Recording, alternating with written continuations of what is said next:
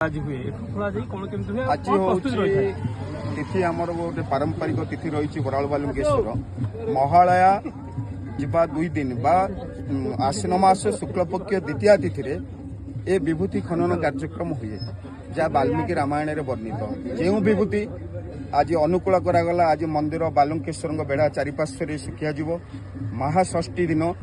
घर को आसी ढिंकी अनुकूल करा सप्तम दिन ठारू घरे पूजार्चना करा जहाँ श्रीजीव बराल बालुंकेश्वर नीतिकांति से नीतिकांति घर षोड़ोपचार पूजा करा ताहा दशमी दिन